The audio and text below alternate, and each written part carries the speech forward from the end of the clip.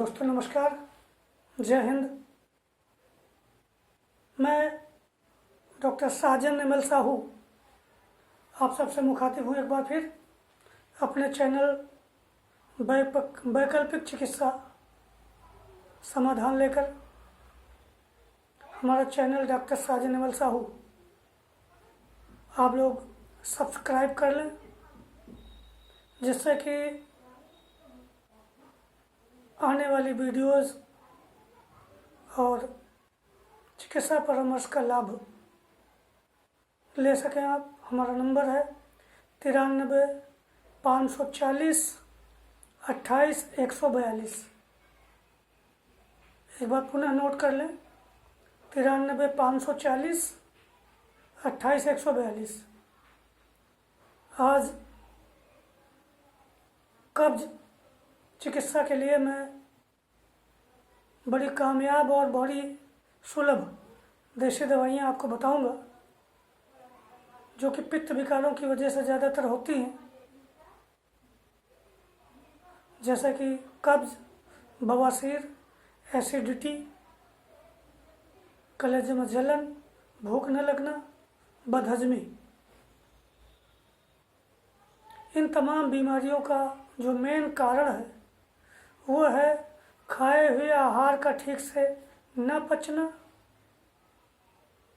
और खाए हुए आहार से जो मल बनता है उसका शरीर से समय से बाहर न निकलना। यही कब्ज है और इसकी वजह यह है, पहला कारण तो यह है कि लोग पानी कम पीते हैं। दूसरा कारण यह है कि कमर पे दबाव ज़्यादा रहता है। अब आप बड़ी वैसी बात कर रहा हूँ, लेकिन आप देखें, ये उंगली है, इस उंगली पे अगर हम धागा लपेटें ऐसे, अगर हल्के हल्के भी लपेटेंगे तो अगर इसमें 2-4 बार लपेट हो जाएगी तो यहाँ इस उंगली में इस जगह पे दबाव महसूस होगा और खून का सर्कुलेशन इस साइड को, नाखून की साइड को आने में प्रॉब्लम महसूस करेगा। और अगर ज़्यादा कसावट होगी तो यहाँ हल्का हल्का तनाव और दर्द होगा, और बहुत ज़्यादा कसावट होगी तो इधर की उंगली नीली भी पड़ सकती है। अब इसी को अपनी कमर पे महसूस करें। सबसे पहले आपने इलास्टिक वाली नेकर पहनी है, उसका दबाव,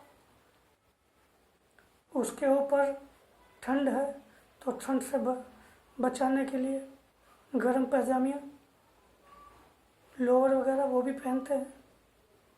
फिर उसके ऊपर पैंट में डबल जिप, उसके बाद डबल जिप, फिर इधर बटन भी सारा कस लिया और ऊपर से बेल्ट भी लास्ट वाले छेद में फिट करके और टाइट कर लिया।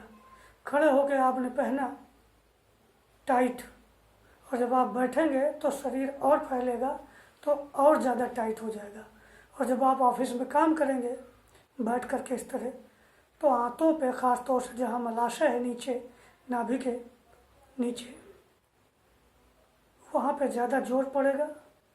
वहाँ के मूवमेंट, वहाँ की हाथों की गति दबाव महसूस करने की वजह से धीरे धीरे करके मंद हो जाएगी। इधर पानी कम पीने की वजह से, लिक्विड फॉर्म कम होने से आपके शरीर में मल को निकलने में दिक्कत होगी। और थोड़ी बहुत हाजत पे आप ऑफिस में होने के नाते या रास्ते में होने के नाते या अपने आलस की वजह से या कौन जाए इस सोच की वजह से, फिर जब आप समय से लैट्रिन नहीं जाते तो शरीर उसको आत्मसात करने की आदत डाल लेता है और धीरे धीरे फिर आपको कब्ज होने लगती है। ये है कब्ज का मुख्य कारण, पानी कम पीना, लैट्रिन एक ही बार जाना। अब कई लोग कहते हैं लगती ही नहीं तो कैसे जाए। अजी जब आप जाओगे तब लगेगी। दुकान वाले पहले दुकान खोलते हैं, फिर कस्टमर आते हैं। छोटे बच्चों को माएँ बिठाती हैं, उस नादान को भी कुछ दिनों में, कुछ महीनों में ये समझ आ जाता है कि इस तरह बैठने का मतलब मैं लैट्रिन करूं। इसका मतलब ये है कि अगर आप लगातार 3 हफ्ते शाम को भी लैट्रिन जाने लगें तो उतनी ही लैट्रिन आपको आएगी जितनी की सुबह आती है। इसका यह मतलब है कि जो अब शाम को आने लगेगी उतने ही खाने के बाद और उतने ही खाने के पहले अगर वो नहीं आती थी तो निश्चित रूप से आपके शरीर में ही वो है। और कहाँ है? हाथों में, दोनों साइड में इस तरह के ग्राह अंकुर लगे हैं। जैसे आपने देखा होगा बैल भैंस को गलफड़ में कांटे होते हैं ऐसे, और ये कांटे ऐसे ऐसे चलते रहते हैं तो इससे जो है मल आगे को सरकता है। जब आप लैट्रिन नहीं जाते और खाते रहते हैं तो इसके बीच में, इनके बीच में ये जो जगह है, ये जो जगह है, ये इसी में आपका मल भरता चला जाता है जो नहीं निकल पाता।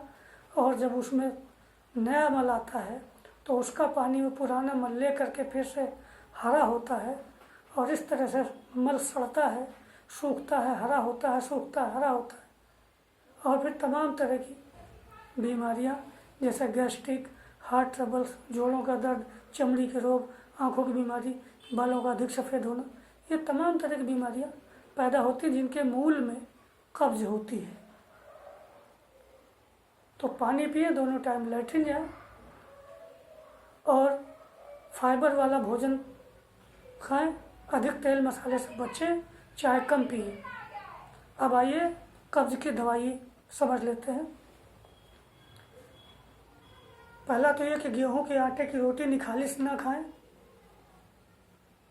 इसलिए कि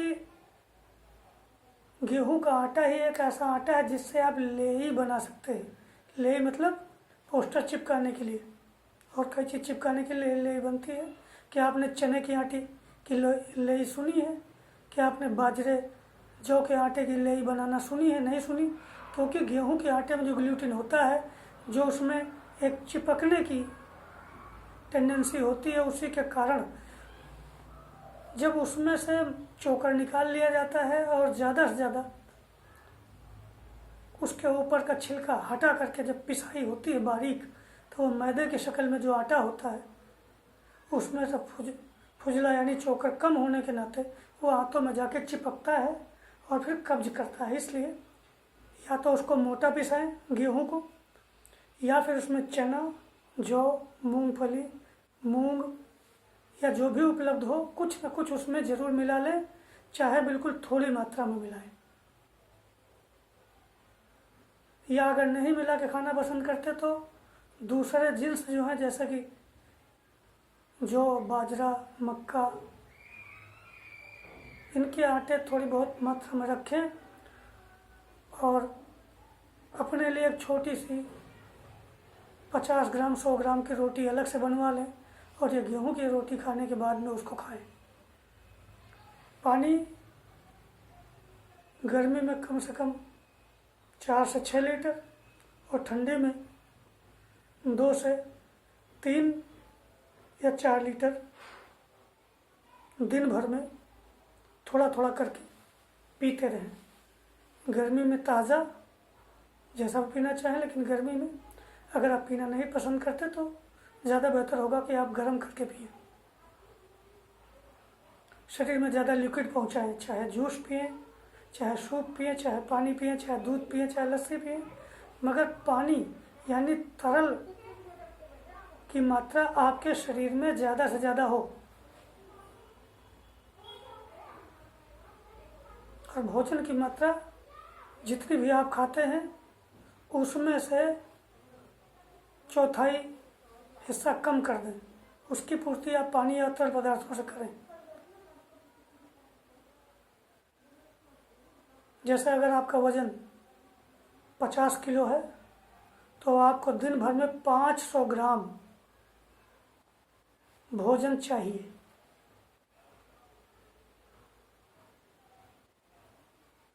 इसी अनुपात में देख लें आप, 1 किलो पे 1 ग्राम, 1 किलो पे 1 ग्राम आपको भोजन चाहिए। 2 बार में या 3 बार में, जैसे भी आप करें। थोड़ी बहुत मात्रा ज़्यादा कर सकते हैं, लेकिन अगर इस अनुपात में खाएंगे तो ज़्यादा बेहतर होगा। चबा चबा के खाएं। पानी 1 घंटे बाद पिएं। बहुत अटक रहा हो, कई लोग कहते हैं कि अटकता हुआ लगता है कि गले में अटक जाएगा तो पानी पीना पड़ता है। वो इसलिए कि अगर आप जल्दी में चबाएंगे पूरा चबा नहीं पाएंगे। यहाँ जो हमारी चिन्ह है इनमें 3 जोड़ी 6 लाला ग्रंथियाँ हैं, इनमें से लार निकलता है। ये लार आहार में चबाने के साथ उससे मिलता है, उसको गीला और पतला करता है, और जितना ही ये लार भोजन मिलेगा उतना ही पचने में आसानी होगी, और वो उतना ही मिलेगा जितना आप अधिक चबाएंगे। तो इसलिए ज़्यादा चबाएं, कम खाएं, पानी ज़्यादा पिएं, दोनों टाइम लैट्रिन जाएं। अब आइए दवाई की बात करते हैं। ये तो हो गया प्रिकॉशन। कब्ज की दवाई ये है कि आयुर्वेद में एक आता है पंचसखार चूर्ण, एक आता है त्रिफला चूर्ण। तो पंचसखार चूर्ण आधा चम्मच खाना खाने के बाद में सवेरे गर्म पानी से, और त्रिफला चूर्ण अगर थोड़ी कब्ज है तो आधा चम्मच, नहीं तो 1 चम्मच से 1.5 चम्मच तक, हैवी कब्ज वालों के लिए। नहीं तो नॉर्मली 1 चाय का चम्मच यानी 3 से मैक्सिमम 5 ग्राम गर्म पानी से रात में सोते समय लें, और ये कम से कम 1 महीने लें। वैसे त्रिफला के बारे में बता दूँ, ये रसायन होता है, इसको आप 4.5 महीने अगर ले लें तो 5 से 10 सालों का स्वास्थ्य बीमा हो जाएगा, और आप जल्दी बीमार ही नहीं पड़ेंगे। इसके अलावा सिरप आता है कुमारी आशो, 2 चम्मच 2 चम्मच पानी मिला के सुबह शाम पिए। और पंचासो या झंडू का पंचारिष्ट बोतल ले करके 2 चम्मच दवाई 2 चम्मच पानी खाना खाने के और कुमारी आशो पीने के 1 घंटे बाद पी लें, या कुमारी आशो को खाने से पहले कर लें और झंडू का पंचारिष्ट खाने के बाद कर लें। ये दवाई कम से कम 3 सप्ताह करें। और जिनको बहुत पुरानी कब्ज है और पाचन के और भी दोस्त हैं, वो 6 हफ्ते यानी 1.5 महीने से लेकर 3 महीने तक कर लें, उनका पाचन 100% ठीक हो जाएगा। और कोई प्रॉब्लम आती है, कोई बात पूछनी हो, मरीज दिखाना हो, तो आप मेरा वीडियो व्हाट्सएप नंबर नोट कर लें, 93 540 93540 28142 93540 28142 93540 28142 93 540 28 142। ये व्हाट्सएप नंबर है, फ़ोन नंबर भी है। और आप इस पे अपने मरीज की मेरे से डायरेक्ट जो है बात करवा सकते हैं, वीडियो भेज सकते हैं, इलाज पूछ सकते हैं।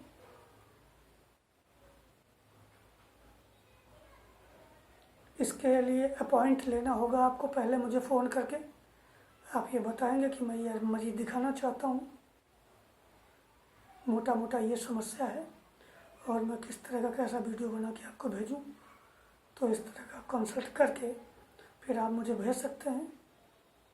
और मरीज देखने की हमारी इस तरह की जो फीस है वो 200 रुपये है, जो कि 1 महीने तक वैलिड है। एक बार 200 रुपये आपको देना होगा, फिर उस मरीज को 1 महीने भर आप चाहें तो हर तीसरे दिन दिखा सकते हैं, सवाल जवाब कर सकते हैं। लेकिन उसी मरीज को 1 महीने बाद फिर से देखने के लिए मुझे फिर वो 200 आपको देने होंगे। कैसे देने होंगे वो बैंक का मैं आपको नंबर बताऊंगा, उस नंबर पे आपको पेमेंट देनी होगी, और पेमेंट मैं रिसीव करूंगा। उसके बाद में आपको अपॉइंटमेंट दूंगा, फिर आप वीडियो भेजेंगे, फिर मैं आपको सजेस्ट करूंगा। ये सिस्टम है। जय गुरुदेव, जय हिंद, जय भारत। सबको नमस्कार।